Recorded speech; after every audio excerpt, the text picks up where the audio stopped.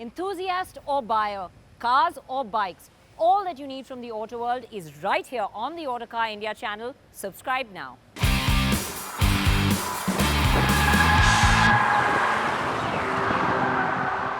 It's been a while since the Tata Nexon was launched, and it was a well-received car. You had both petrol and diesel, but you only had them in manual variants.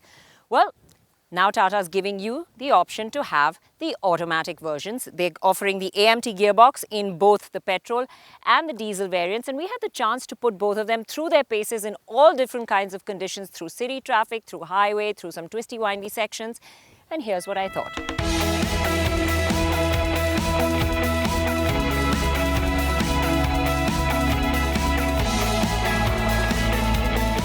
First up was the petrol, and though it was early morning, we still had a fair bit of traffic. The Nexon AMT not only gets the auto box, but it also gives you the driving mode options it has on the manual cars. Of course, you have the three modes, and they're quite different when you use them. Eco mode makes it very frugal, and it does smoothen out the head nod to a certain extent. City mode is best used in traffic conditions, and it helps you creep gently. It keeps the car going at a smoother pace when there's heavy traffic. Sport, of course, is mainly used on the highway. If you use it in the city, you'll find that it jumps off the line far too quickly and creeping gets a bit difficult. But the differences between the modes are large. I mean, between city and sport, you do notice quite a bit of difference in the acceleration. Eco and city work well when you're cutting through traffic, and as long as you drive with a light foot and don't demand too much, the petrol actually feels good.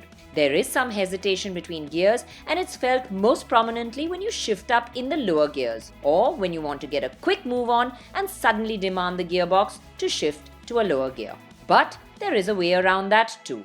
Now, if you do want hard acceleration in the petrol, then the best way is to flip it into manual and use it just like you would a normal gearbox. This is exactly what I did on the winding sections of road, and overtakes came easier too.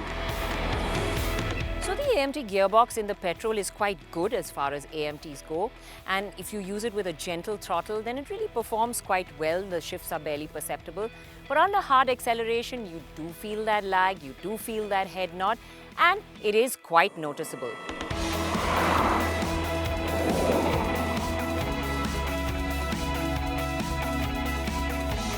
And then it was time to switch cars. Now, I drove the petrol first and then I jumped into the diesel. I thought the petrol was good as far as AMTs go, but the diesel is even better. In fact, it's impressive. In the city, the diesel cut through traffic easily without letting me feel the gear shifts too much at all. It was only when I slowed down for a speed breaker and demanded immediate power could I feel a small amount of hesitation. But I have to say that even then, it was barely perceptible.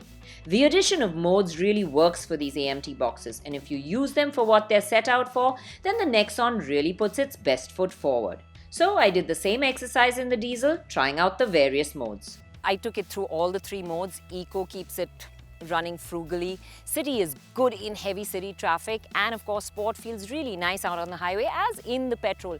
While you can feel a big change in the way the engine and gearbox react on both variants across modes, in the diesel the changes are more noticeable. But the difference here is that it's often hard to tell that this is an AMT. It feels almost like a conventional auto box. The levels of shift refinement that have been achieved in the diesel leaves you finding the drive in any kind of condition light and easy. It really makes driving stress-free. The sport mode in the diesel feels particularly peppy, and it doesn't jump off the line as sharply in the petrol. There's no two ways about it, the diesel is the smoother car to drive of the two. Whether it's going up the gears or kickdowns, you just don't feel them at all. It's in very rare occasions under hard acceleration that you do get a tiny bit of lag, but I have to say it's still pretty impressive.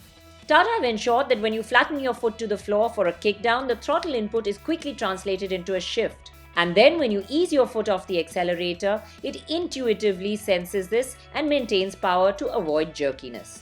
The hill assist works well too, and stopping and starting off on a slope is easy. There are no sudden surges, and even with a gentle throttle, you can go uphill after coming to a stop.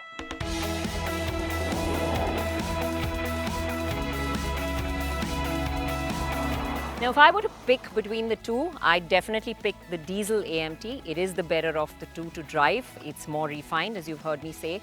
In fact, the engineers at Tata have really done a good job with this one. It's often hard to tell whether it's a conventional auto or an AMT, and that's saying quite a lot. In fact, we'd go as far as saying that this is the best AMT that we've driven. So if you're on the lookout for an affordable automatic, the Tata Diesel Nexon AMT will be available first week of May.